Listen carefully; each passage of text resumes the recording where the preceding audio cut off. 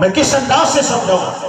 کچھ ذہن ایسے ہوتے ہیں جو کسی لالچ میں کام کرتے ہیں. اگر جنت کا لالچ رکھتے ہو تو نماز جنت کی کنجی ہے. جنت کے لالچ میں نمازی ہو جاؤ، پڑھتے پڑھتے اللہ پاک جنت کے ساتھ اپنی محبت بھی عطا فرما دے گا. اگر ڈرنے والے ہو تو سن لو، ایک ایک نماز قضا کرنے کے بدلے ہزاروں سال دوزخ کی آگ میں جلنا پڑے گا. قیامت کا پہلا سوال نماز ہوگا. نماز ہے تو جنت، نہیں ہے تو جہنم. تو خدا سے ڈرو. اگر جہنم سے ڈرتے ہو خدا کے قہر و غضب سے تو آؤ آج نماز کا جذبہ اور ولولہ لے کے جاؤ. اگر دنیا کی لالچ رکھتے ہو تو رزق ہے، برکت ہے، پیسہ ہے، دولت ہے، خوشی ہے، ساری نعمتیں اللہ نے نماز کی برکت میں رکھ دی ہیں.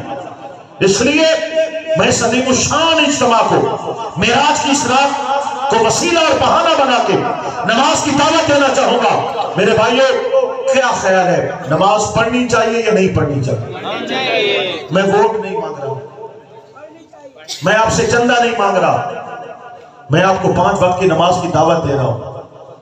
پڑھو گے آپ کا فائدہ ہے، نہیں پڑھو گے آپ کا نقصان ہے. میرا فائدہ ہے، آپ پڑھو گے مجھے کہنے کا بھی ثواب مل رہا ہے. میں نماز کی دعوت دے رہا ہوں، اللہ پاک مجھے اس پہ بھی اجر عطا فرمانے والا ہے. اگر آپ میں سے کوئی بندہ نمازی بن جاتا ہے میرے کہنے پر، آپ کے ثواب آپ کو پورا ملے گا اور بغیر کسی کمی کے اللہ پاک مجھے بھی ثواب عطا فرمائے گا. یہ میرا فائدہ ہے. لیکن کوئی مالی فائدہ تو نہیں ہے کہ آپ نمازی بن جائیں. آپ کا فائدہ ہے، نہیں پڑھیں گے آپ کا نقصان ہے. جس طرح ایک باپ اپنے بیٹے کو سمجھاتا ہے، بیٹا ان دوستوں کے ساتھ مت جا، یہ جواری ہیں، یہ شرابی ہیں، یہ چور ہیں، یہ غلط ہیں، یہ لچے ہیں، لفنگے ہیں، یہ تجھے ذلیل کریں گے. بیٹے کو بات سمجھ نہیں آتی. جب دوستی کی وجہ سے نشئی بن جاتا ہے، جب دوستوں کی وجہ سے جواریاں بن جاتا ہے، جب گندک دوستیوں کی وجہ سے کوئی گھر کا نقصان ہو جاتا ہے، تب سمجھ آتی ہے ہائے میں نے کیا کیا. باپ کی بات مان لیا ہوتا. تو میں بھی حضور کے منبر پہ بیٹھا ہوں، اس منبر کی وجہ سے ہماری عزت ہے. آپ مجھ سے بہت اعلیٰ ہیں، مجھ سے بہت اچھے ہیں، زیادہ نیک ہیں. میں جو یہاں تو لبا بیٹھے ہیں ان کی قدموں کی خاک بھی میری آنکھوں کا سرما میرے لیے احساس ہے.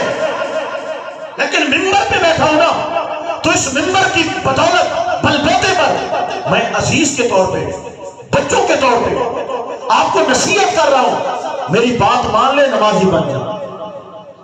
میں سمجھا رہا ہوں نمازی بن جا، تیرا فائدہ ہے.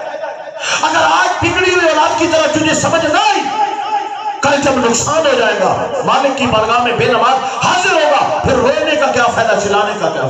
یا لیتنا اطعنا اللہ واطعنا الرسول، اے کاش ہم نے اللہ کی بات مانی ہوتی، اللہ کے حبیب کی بات مانی ہوتی صلی اللہ علیہ وسلم تسلیما کثیرا کثیرا. پڑھنی چاہیے نہیں پڑھنی چاہیے؟ ذرا ہاتھ اٹھاؤ، کس کس کا دل کر رہا ہے.